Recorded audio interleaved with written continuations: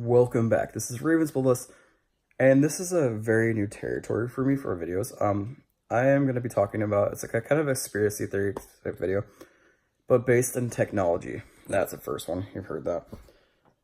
A little bit of science behind it. So, I'm probably saying this wrong, but the kardashev, probably saying it wrong, excuse me if I say it, scale was developed in 1964, and what it is scaling civilization on an energy-based level, technology-wise. I had a discussion with a friend. There's this, I think China it is, or Google or something. Anyways, they sent a rocket to the moon, and they're sending 30 billion pages worth of human history to store it on the moon for safekeeping. And it's good and all, it makes sense, and I'm just like, that's really cool, you know, probably alien civilization will discover it, whatever you believe in or whatever. That's cool. But if you look at NASA and how far we've gone and stuff, and NASA has like basically been just torn down and underfunded and everything, and basically they just really, all they really do is do missions to the International Space Station. We're actually using Russia's shuttles to get to and from and with equipment to the space station. And then we have the rovers on Mars, and Elon Musk wants to plan a trip to Mars. The very first trip will be basically, you ain't coming back. You're stuck there. We're still many, many, many, many years off. And we probably won't see a moon base or a Mars base in our lifetime. Maybe a moon base or so in our kids' lifetime. What this relates to the energy scale is, I had a discussion, I'm like, well, we're a civilization 0, and he goes, no, we're a civilization 1, technically. I'm like, no, we're not, because in this Kardashev scale is civilization 1, a planet has used all their planetary resources and is able to contain them and use them as energy. And what that basically means is every available resource, not like improperly used, the ability, so that we've tapped into every single possible resource on Earth that can create energy and contain it. And we can go no further from that, from the planet. It doesn't mean burning through all our fossil fuels and stuff. We're at a rate right now where, if you believe in global warming and climate change and stuff, it's not going to affect us, I'm going to say our generation right now, but our children's children, don't affect them.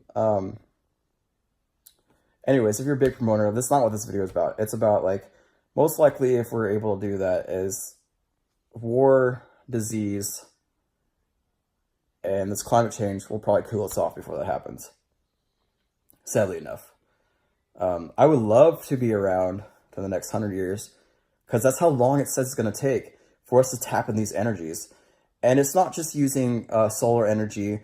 This is the fact that you're using the solar energy to where you can contain it and power, and it's almost like infinite energy. So you're using all the energy, you have it contained, you can use it like a thermal, everything. The problem, the mixed reaction is this though, when you use all your energies, the waste product. So yes, you are containing it. Where are you dumping the waste product? That's the thing. As in heat, because even though you can break down the materials into more reusable materials, you're still going to be generating heat as far as that waste product going. So they said that creates another thing. It will heat up the atmosphere. So say you're type 1 civilization, you end up speeding up your atmosphere. So in this time, you have no way of getting it. You'd have to dump this stuff off planet. So probably like on the moon or dump it to Mars or so. But yeah, we're not there. We're not there for this.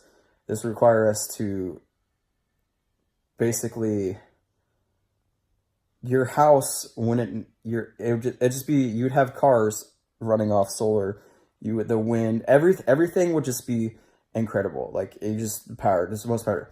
But we're stuck in a fossil age where, like, we're burning through all our gas and stuff. And part of that is progress-wise, people are unwilling to move forward to tap in these other resources.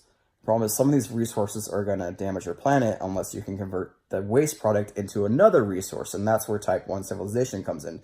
You are burning their waste product again, or you're turning your waste product into another energy source. It's like you have an almost clearly infinite resource on Earth, energy-wise. The problem is, at that point, we'd have to move on because we're going to run out of food. That's the thing. We have to move beyond Earth because you're going to run out of food, population-wise. And it's going to get crazy, and there's going to be wars for people, like energy, whatever. It's not going to be necessarily, it'd be a sense of a resource war. Like, people would be fighting over food and land and stuff for whatever, crops and water, most likely water, in this scenario.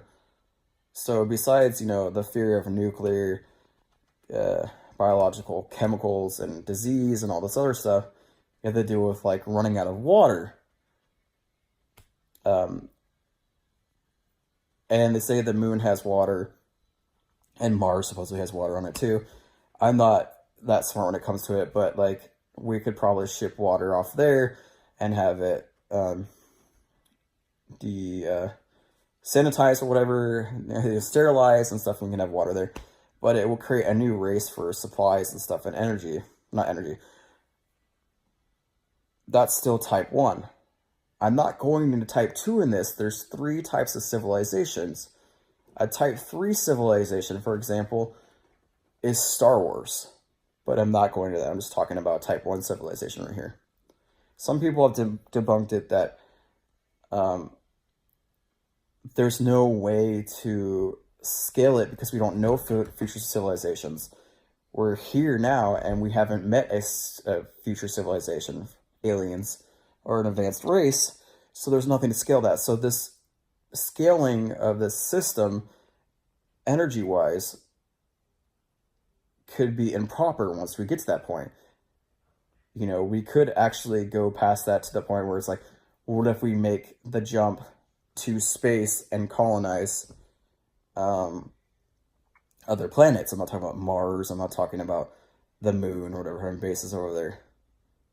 We are basically skipping a type 1 civilization. Right now, we're still at type 0.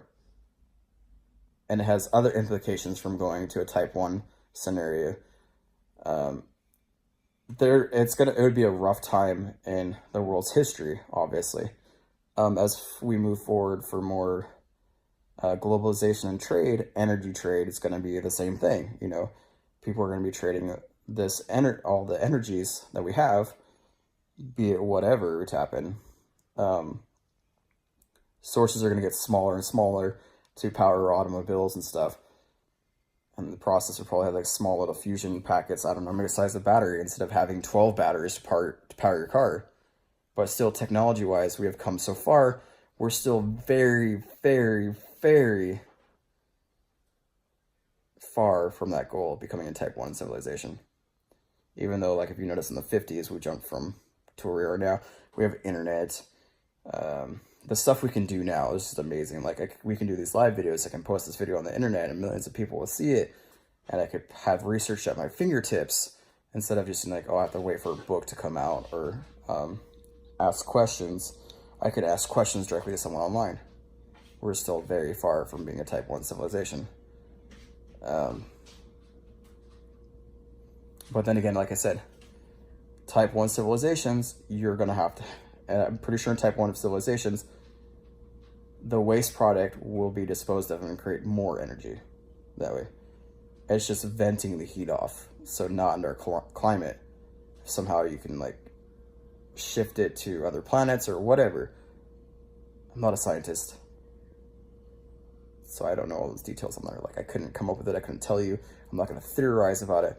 And I just thought it was really interesting that a type 1 civilization, but it'd be 100 or so years from now. I'm thinking of like, this was written an article in 2014 based on a theory in 1964 that people still use.